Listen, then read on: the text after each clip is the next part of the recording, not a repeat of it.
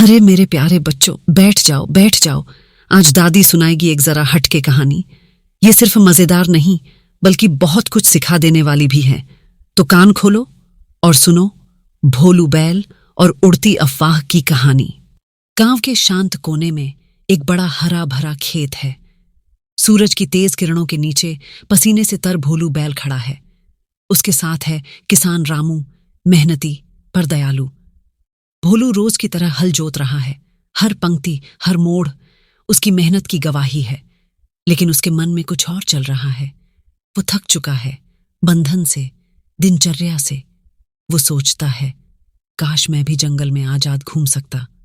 इसी सोच में वो गहरी सांस लेता है और आसमान की ओर देखने लगता है। उसी वक्त ऊपर से उड़ता है तोता टिकू, गांव का तेज बोलने वाला अफवाहबाज। उसकी आवाज गूंजती है, भागो, खतरा है। भोलू चौंकता है, क्या हुआ? टिकू चिल्लाता है, आसमान से बर्फ गिरने वाली है, सब जम जाएंगे। भोलू डर जाता है, दिल की धड़कन तेज हो जाती है। मैं तो पूरा दिन खुले में रहता हूं, मैं क्या करूंगा? वो बिना कुछ सोचे भागने लगता है। भोलू अब खेत छोड़ चुका है। गांव की पगडंडी पर वो दौड़ रहा है, अकेला, डरा हुआ। उसके मन में बस एक बात, जान बचानी है। रामू भैया माफ करना, वो सोचता है, आज मुझे छुट्टी चाहिए। आसपास के पंछी, पेड़ और हवा सब उसके डर का गवाह बन जाते हैं। जंगल की ओर बढ़ते हुए रास्ते में मिलता है मधु बंदर। मधु शरारती है पर भोलू का दोस्त भी। भोलू भाई, कहाँ जा रहे हो? वो पूछता है। भोलू घबराकर पूरी कहानी बता देता है।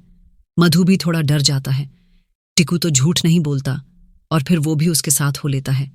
अब दो दोस्त डर से भागते हुए। जंगल के अंदर शांत खड़ा है गज्जू हाथी। बूढ़ा है पर बुद्धिमान। भोलू और मधु को देखकर हैरान हो जाता है। क्या हुआ? वो पूछता है। जब उसे अफवाह का पता चलता है, वो मुस्कुराता है। मैं खुद जाकर देखता हूं।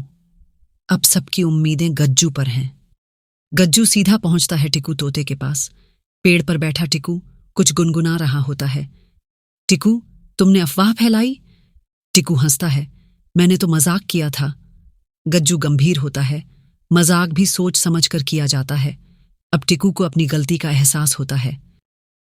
गज्जू लौटता है भोलू और मधु के पास। घबराने की जरूरत नहीं है, वो कहता है। बर्फ नहीं गिरेगी, ये बस मजाक था। भोलू शर्मा जाता है। मैं तो जान ही दे बैठा था डर से। मधु भी सोच में पड़ जाता है। तीनों को अब एक नई सीख मिलती है।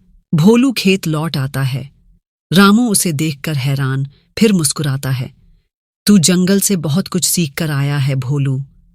भोलू कहता है, अब बिना जांचे किसी बात पर यकीन नहीं करूंगा। और इस तरह एक अफवाह ने सिखा दिया कि खबर उड़ती है लेकिन समझदारी से ही उतरती है। तू मेरे प्यारे बच्चों, आज हमने क्या सीखा? हर उड़ती बात सच नहीं होती, हर कहने वाला सही नहीं होता, पर हर समझदारी आपको सच के और पास लाती है। यही थी भोलू बैल और उड़ती अफवाह की कहानी। अगर तुम भी ऐसी प्यारी प्यारी कहानियां देखना चाहते हो तो अपनी दादी के चैनल को जरूर सब्सक्राइब करो और घंटी दबाना मत भूलना ताकि अगली कहानी तुम्हें सबसे पहले मिले।